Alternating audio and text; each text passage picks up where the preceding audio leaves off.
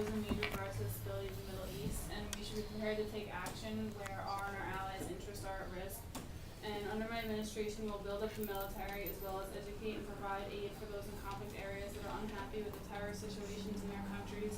We will not be afraid to use the full power of the U.S., including sea, air, and land, to do what is necessary by any means to eliminate the threat.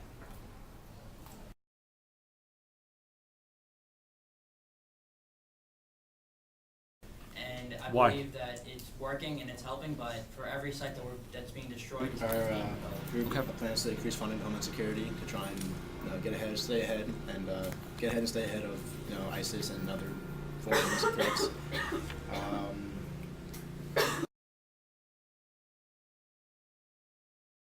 Plan is successful to destroy ISIS, our foreign affairs will be much safer for other people in the world and for America's overseas.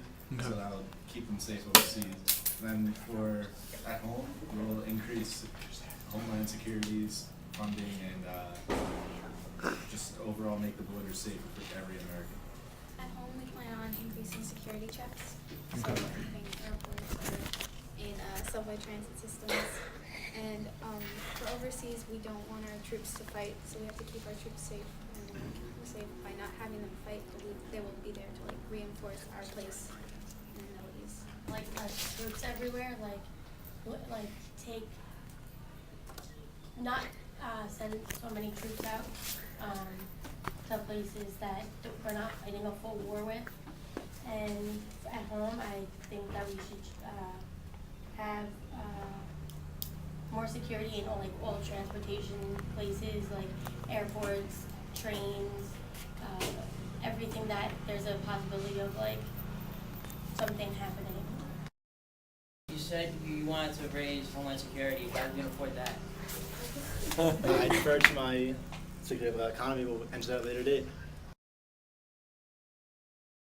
You say you don't want our troops to fight, then what's the point of having a military force? If To that's what they reinforce did. our place in Afghanistan.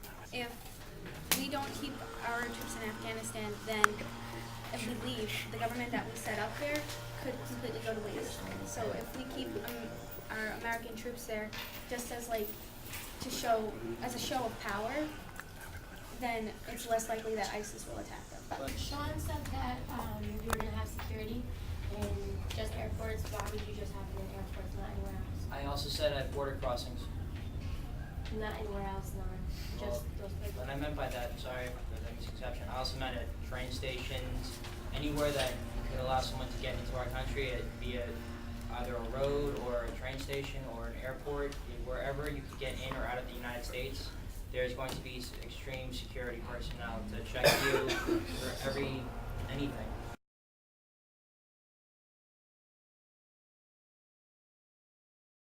I was thinking there's only so much you can do because you can be walking down the street and someone you walk by you never think they're a terrorist, but turns out they could be. So I said really one of the only things you can do is the security at home you make even tighter than it already is.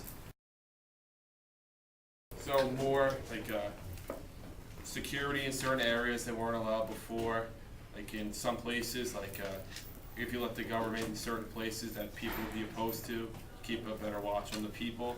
If there's some things you can't control, obviously you're not going to know if someone's a terrorist or not, but something we can control is how much security we impose on the people. Higher populated areas will have more security than in less populated areas.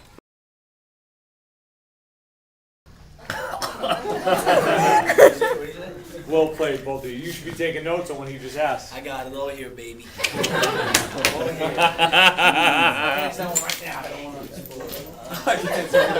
Ma'am?